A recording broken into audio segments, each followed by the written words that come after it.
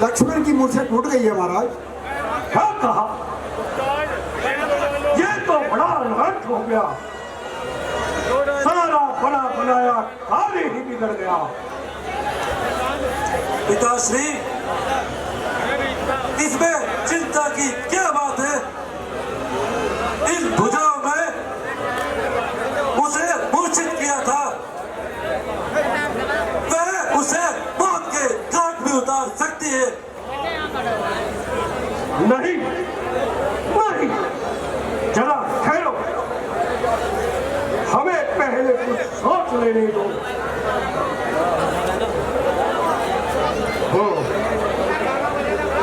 यही उचित है कि हजारों हाथियों का बल रखने वाले मैं भाई कुंभकर्ण को उनकी निद्रा से जगाता हूँ और उन्हें युद्ध भूमि में भेजकर उन दोनों तपस्वी बच्चों का वध कराता हूँ। बेटा इंद्रजीत, आज्ञा पिताश्री। भाई कुंभकर्ण को उनकी निद्रा कक्ष से जगाकर हमारे दरबार में लेकर आओ। जैसी आज्ञा पिताश्री। व्याकुल कुंभकर्ण बहि आवा, विविध जतन करी ताहि जगा।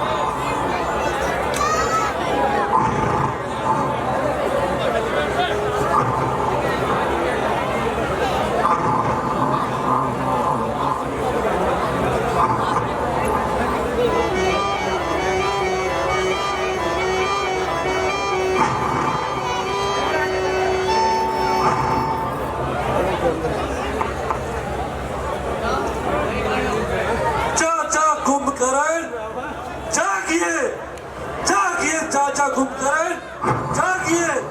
हेलो हेलो,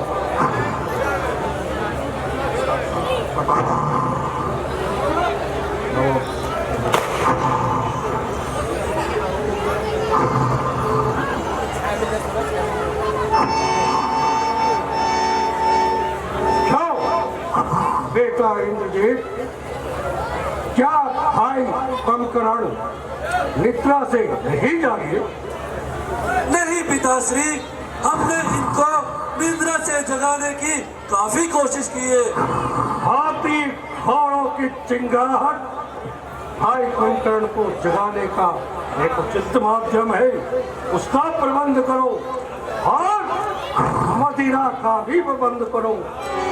जैसी आज्ञा पिताश्री। उठो भाई कुंभकर्ण, इस समय मैं घोर विपत्ति में हूँ, मुझे आपकी सहायता की आवश्यकता है। उठिए भाई कुंभकर्ण, उठिए। हे भाई कुंभकर्ण, उठिए।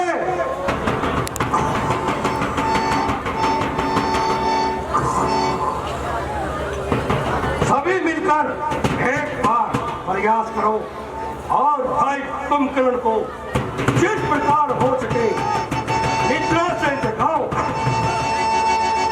चाचा कुंभकर्ण, मदिरा की सुगंध इनके नाक में पहुंचते ही ये निद्रा से अवश्य जाग जाएंगे। बेटा इंद्रजीत, भाई कुंभकर्ण को मदिरा की सुगंध का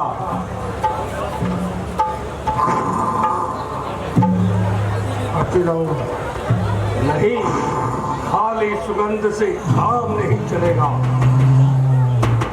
सोते हुए भाई कुंभकर्ण के मुंह में मदिरा डाली जाए, उसके स्वाद से अवश्य इनकी नींद खुलेगी।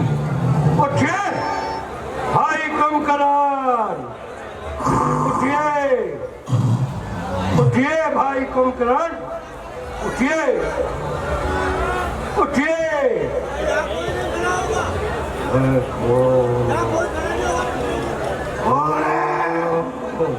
अरे भाई कुंभकर्ण, मैं आपका भ्राता रावण, मैंने एक आवश्यक कार्य के लिए आपको कच्ची नींद में जगाया है। कहो भाई, ऐसी क्या विपत्ति आ गई है जिसमें जिसके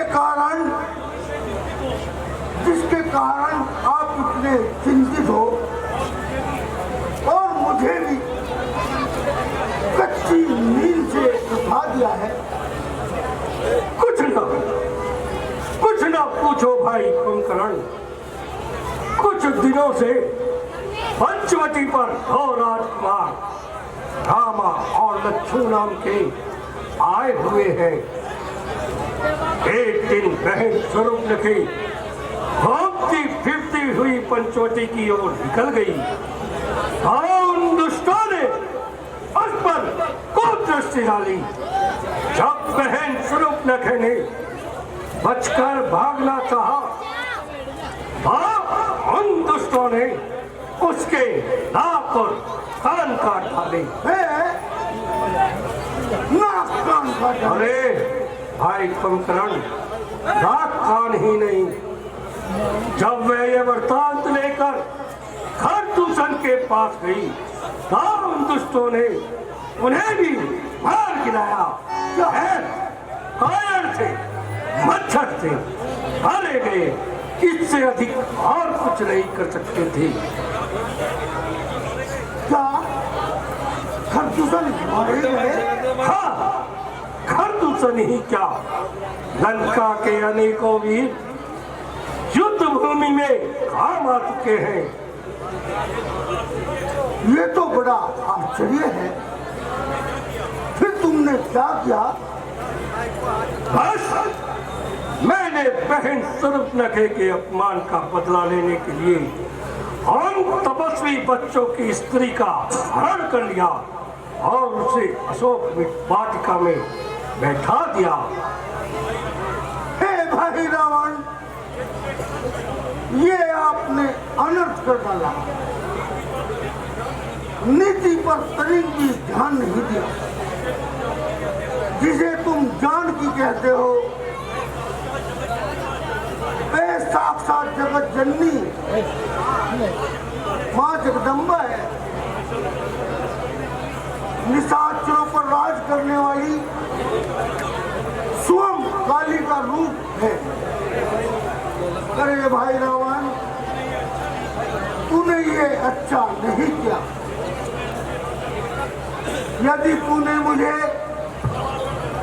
अब आकर जगाया है, मेरी राय मानकर अभिमान को छोड़कर यदि तू अपना लंका का भला चाहता है तो जगत जननी, जिसको शिव ब्रह्मा भी अपना आराध्य मानते हैं, तुम राम का भजन करो तथा उनकी शरण ग्रहण करो।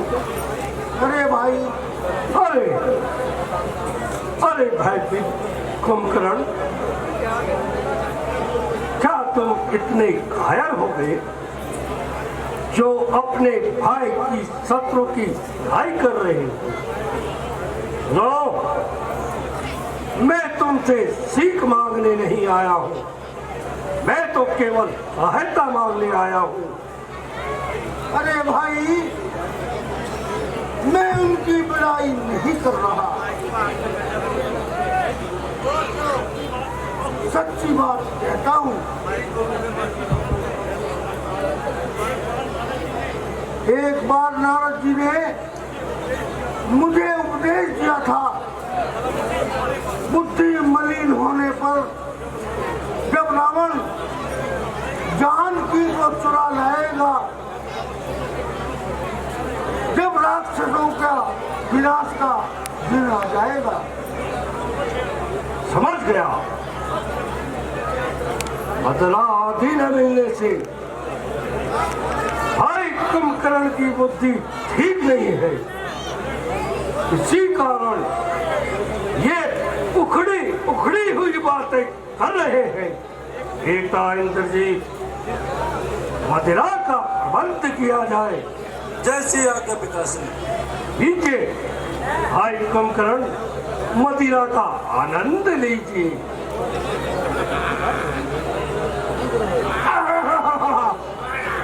और लाओ, और लाओ।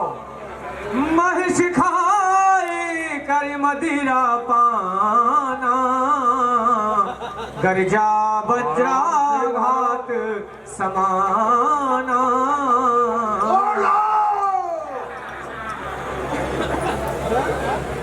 क्यों, आनंद आया? बहुत आनंद आया। चलो अब महल में चलते हैं भाई कुंभकर्ण, और मदिरा के साथ रास और रंग का भी आनंद लेते हैं। चलिए अब दरबार में चलते हैं।